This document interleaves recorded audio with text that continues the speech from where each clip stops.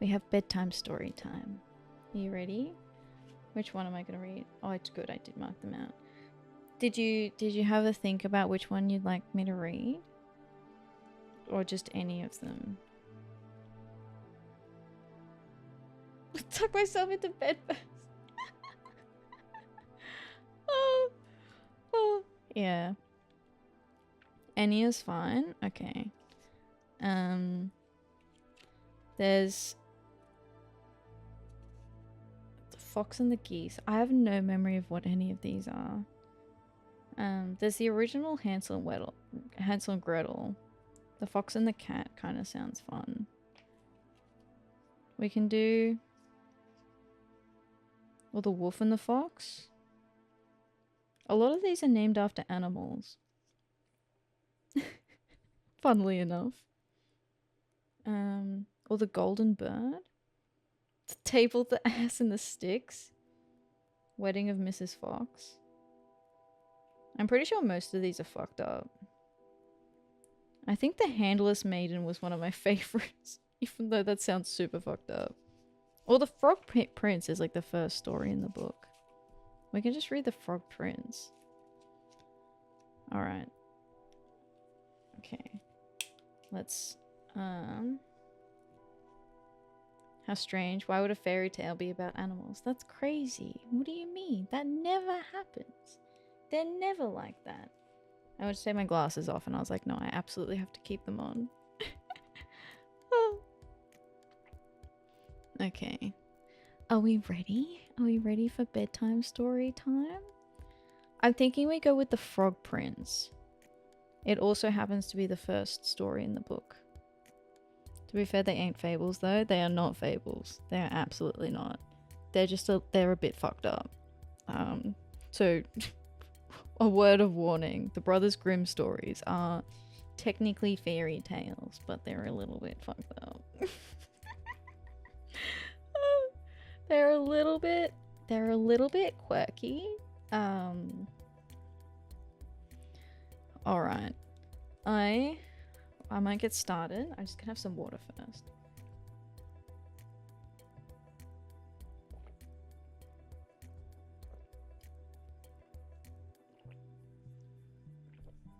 Okay. Are you ready?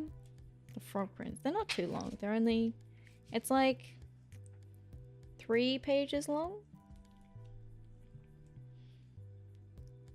Isn't there one where a girl meets a guy that turns out to be a cannibal? I wouldn't be shocked. I don't remember, but I wouldn't be shocked by that. There's literally... I'm pretty sure the Handless Maiden, she like has to cut her hands off or something. So... Probably. There's one called Hans the Hedgehog. That also sounds great.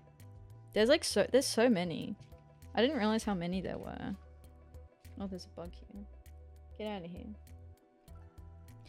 Alright, I'm gonna start, guys. I'm gonna start. Okay. The Frog Prince. In the olden time, when wishing was having... Okay, I'm gonna start again. I forgot that it's written in like weird English. Okay. Alright, it's the first one, okay. Bear with me. Alright.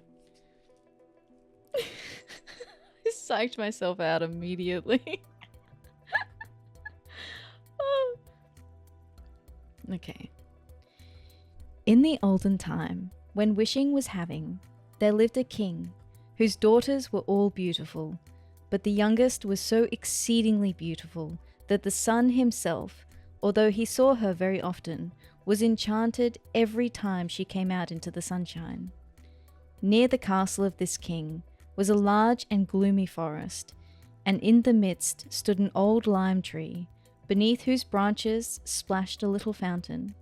So whenever it was very hot, the king's youngest daughter ran off into this wood, and sat down by the side of this fountain, and when she felt dull, would often divert herself by throwing a golden ball up in the air and catching it. And this was her favourite amusement. Are they as beautiful as your mom? Wow.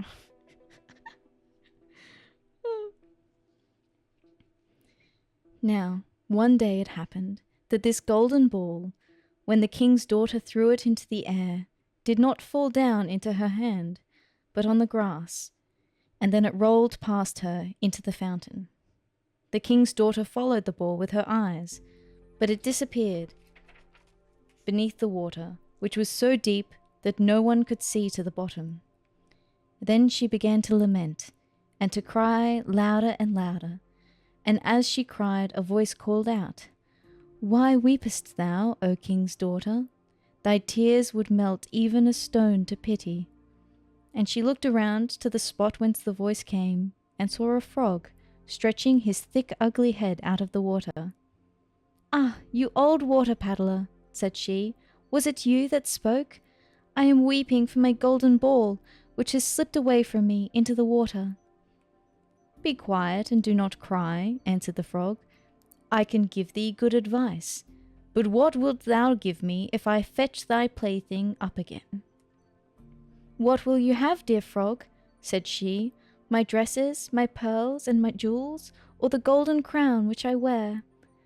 The frog answered, "Dresses or jewels or golden crowns are not for me, but if thou wilt love me, and let me be thy companion and playfellow, and sit at thy table, and eat from thy little golden plate, and drink out of thy cup, and sleep in thy little bed, if thou wilt promise me all these things, then I will dive down, and fetch up thy golden ball." "Oh, I will promise you all," said she, "if you will only get me my ball." But she thought to herself, "What is this silly little frog chattering about? Let him remain in the water with his equals. He cannot mix in society." But the frog, as soon as he had received her promise, drew his head under the water and dived down. Presently he swam up again with the ball in his mouth, and threw it on the grass. The king's daughter was full of joy when she again saw her beautiful plaything, and taking it up, she ran off immediately. "Stop, stop," cried the frog. "Take me with thee. I cannot run as thou canst." But all his croaking was useless. Although it was loud enough, the king's daughter did not hear it, but, hastening home, soon forgot the poor frog, who was obliged to leap back into the fountain. The next day, when the king's daughter was sitting at the table with her father and all his courtiers, and was eating from her own little golden plate, something was heard coming up the marble stairs. Splish splash, splish splash. And when it arrived at the top, it knocked at the door, and a voice said, "Open the door, thou youngest daughter of the king." So she rose and went to see who it was that called her. But when she opened the door and caught sight of the frog, she shut it again, with great vehemence, and sat down at the table, looking very pale. But the king perceived that her heart was beating violently, and asked her whether it was a giant who had come to fetch her away who stood at the door. "Oh no," answered she, "it is no giant, but an ugly frog." "What does a frog want with you?" said the king. "Oh, dear father, when I was sitting yesterday playing by the fountain, my golden ball fell into the water, and this frog fetched it up again, because I cried so much. But first, I must tell you, he pressed me so much that I promised him he should be my companion. I never thought that he could come out of the water, but somehow he has jumped out, and now he wants to come in here." At that moment there was another knock, and a voice said, "King's daughter, youngest, open the door. Hast thou forgotten thy promises made at the fountain so clear, neath the lime tree's shade? King's daughter, youngest, open the door." Then the king said, "What have you promised that you must perform? Go and let him in." So the king's daughter went up and opened the door, and the frog hopped in after, right up to her chair, and as soon as she was seated, the frog said, "Take me up." But she hesitated so long that at last the king ordered her to obey. And as soon as the frog sat on the chair, he jumped onto the table and said, "Now push thy plate near me, that we may eat together." And I'm just going to change the music. There we go. Now push thy plate near me, that we may eat together. And she did so, but as everyone saw, very unwillingly. The frog seemed to relish his dinner very much, but every bit that the king's daughter ate nearly choked her, till at last the frog said, I have satisfied my hunger and feel very tired. Wilt thou carry me upstairs now into thy chamber, and make thy bed ready, that we may sleep together? Little music vibe? Yeah. This one's a better background music, I think. It's literally called While We Sleep.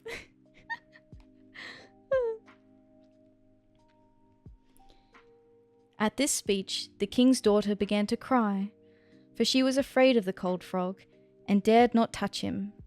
And besides, he actually wanted to sleep in her own beautiful, clean bed.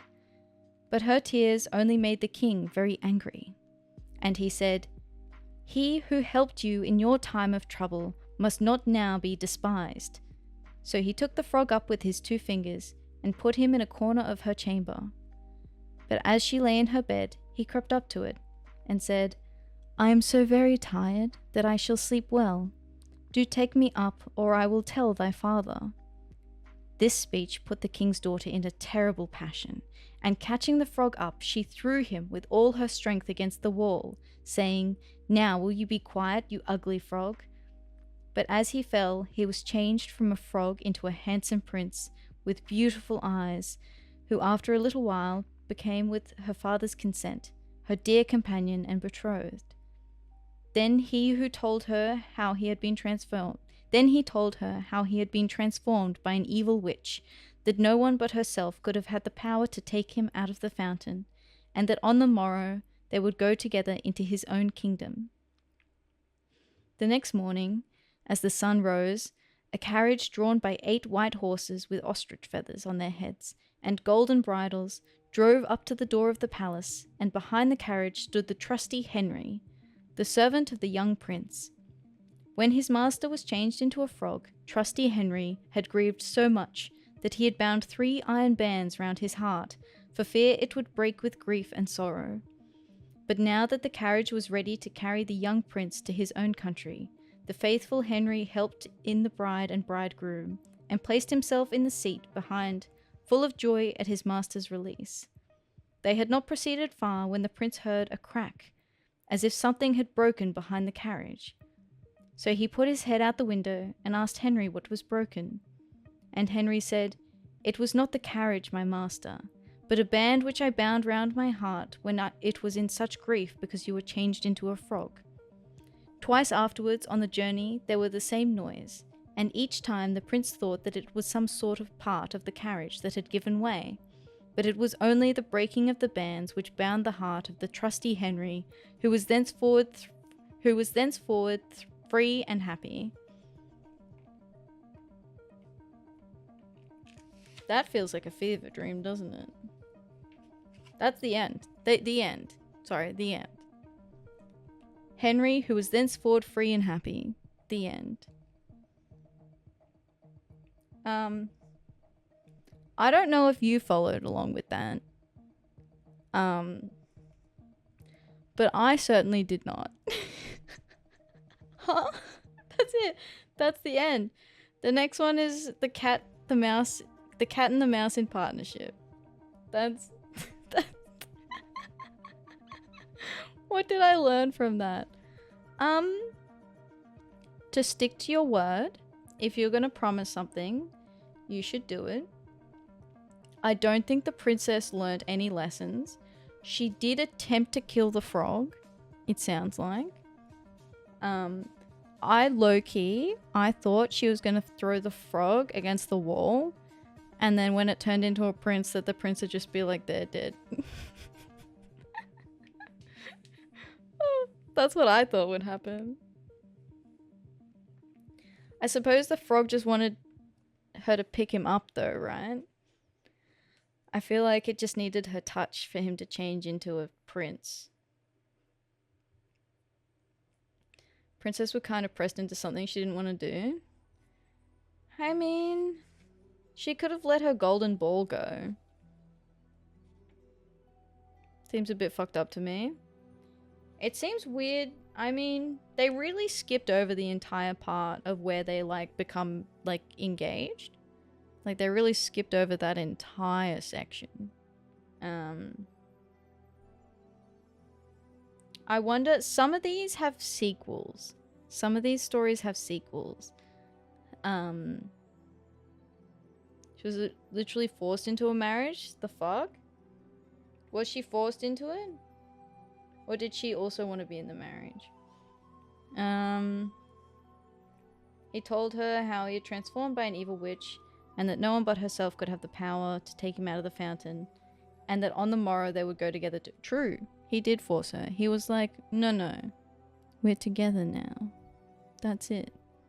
That's it.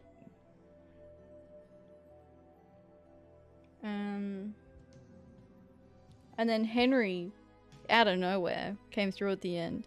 I feel like the only person who got the happiest ending was Henry.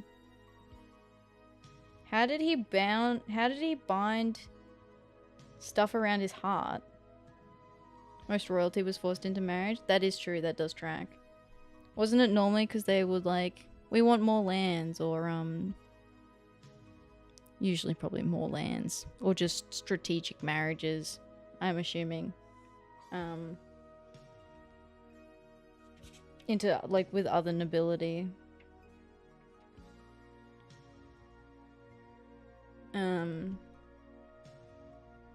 Well, that is the story of the Frog Prince.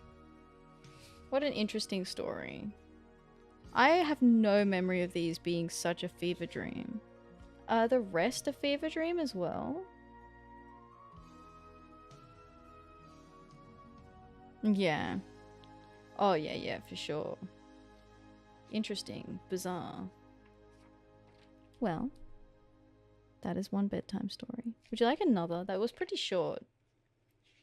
I feel like it's a pretty expensive redeem for a very short story. We can read the next one, The Cat, the Mouse in Partnership. Some are longer than others. This one's also a short one. We can do another one. We'll do one more. One more bedtime story. This one's about animals.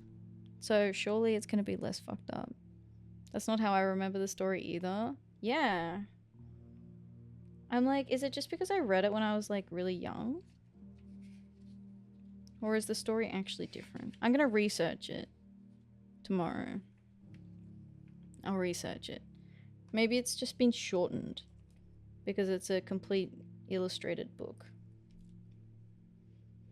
Maybe they shortened them.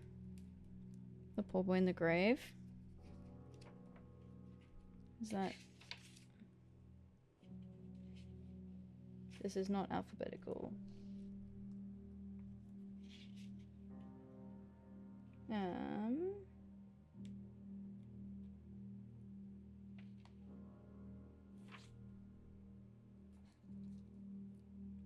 Where is it? I'm just trying to find it.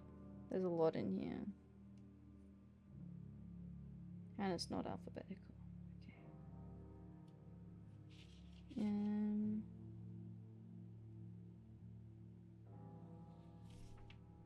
Okay, here it is. It's the phrase. Game over. Game all over. Yeah. Okay, Poor Boy in the Grave. In the Grave. 767. Okay. Alright. This one's at the back.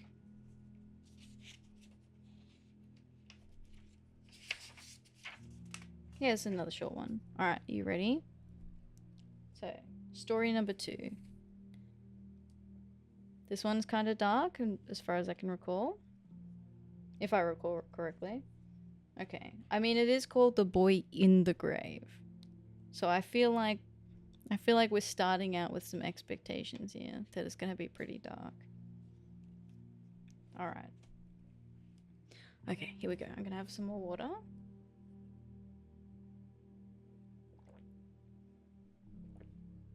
Okay, are we ready? Alright. The Poor Boy in the Grave. Trigger warning. Self-game end. Oh, okay. I might just... I'm just gonna call it Brothers Grimm.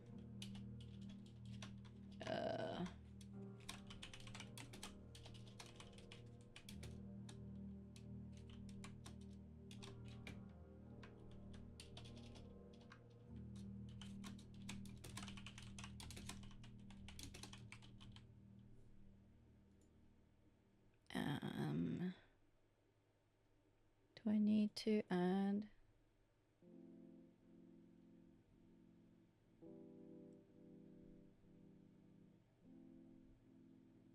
Okay. There's no other content classification warnings I can use other than what I've got. So we're gonna have to go with that. That's fine. Okay. Alrighty. The poor boy in the grave. There was once upon a time a poor lad whose father and mother were dead. So the magistrate placed him in the house of a rich farmer to be fed and brought up. But this man, and his wife too, had very bad dispositions, and with all their wealth they were avaricious and mean, and very angry when anyone took any of their bread. So the poor boy, do what he might, received little to eat, and many blows.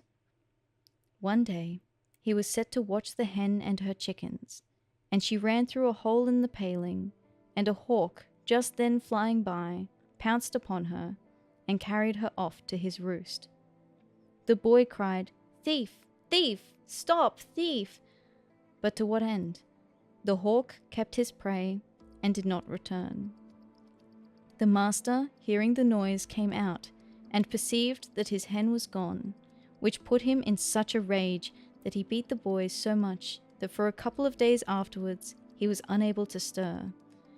Then the poor lad had to watch the chickens, which was a harder task still, for where one ran, the others followed. At last, thinking to make it sure, he tied all the chickens together by a string, so that the hawk could not take one. But what followed? After a couple of days he fell asleep from weariness, with watching, and with hunger, and then the hawk came and seized one of the chickens, and because all the others were tied together to that one, he bore them all away and devoured them. I'm just gonna turn that down a little bit. Oh shit, turned it up, my bad.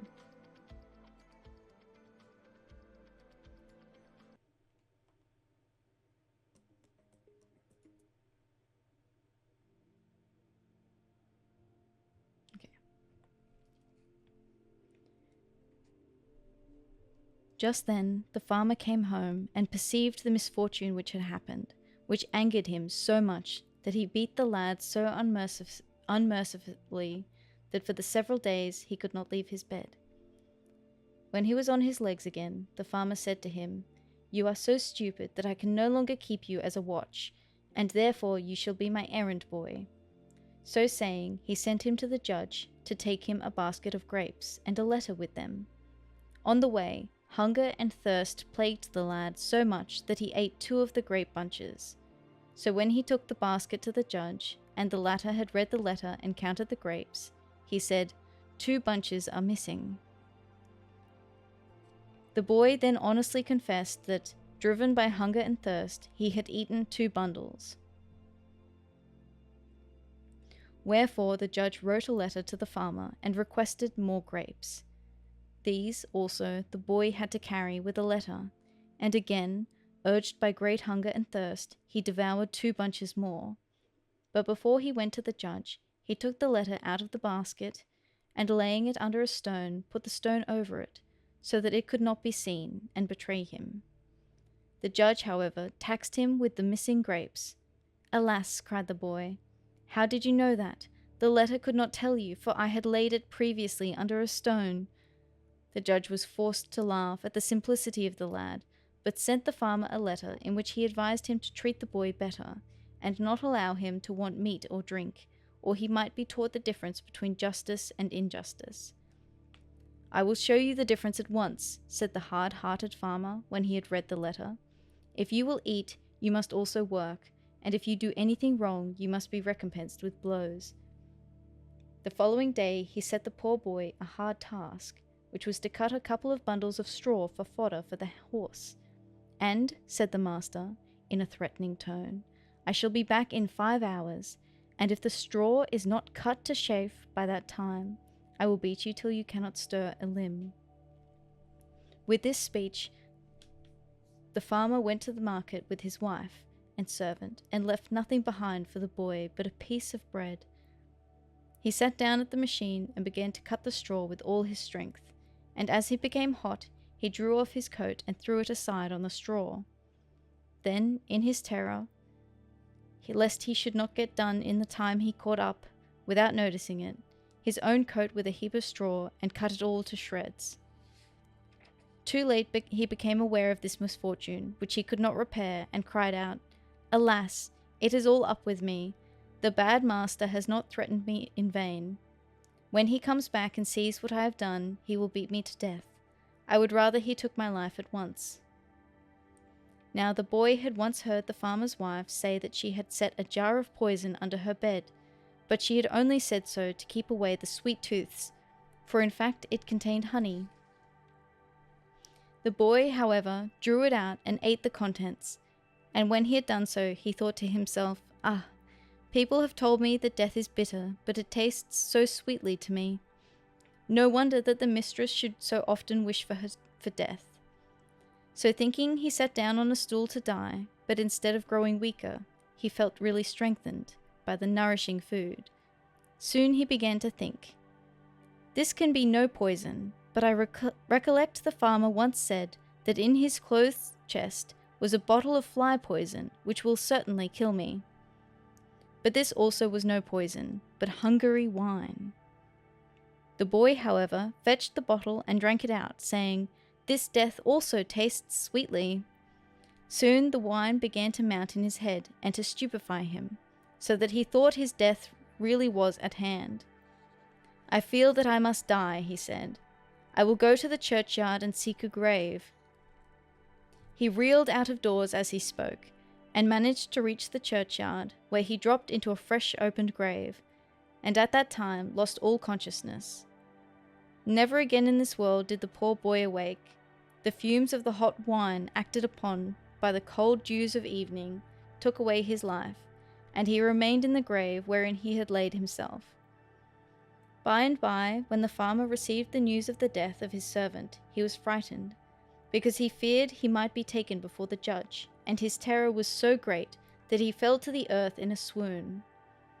His wife, who was turning some butter in a pan over the fire, ran to his assistance, and in a moment the grease caught fire and soon communicated with the whole house, which was burnt to ashes in a few hours.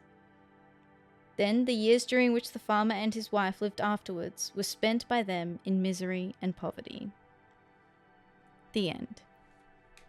Okay, that story made a lot more sense. It was a lot darker though. It was much darker. Forgot about bedtime? Yeah, Lenny, it's bedtime. It's bedtime. We had the bedtime story.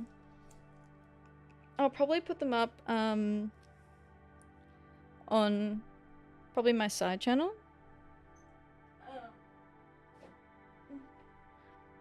Eep time. It is eepy time. It is bedtime. Eepy time. I hope you have an excellent day, evening, or night, whatever you're up to. I hope to see you again next time.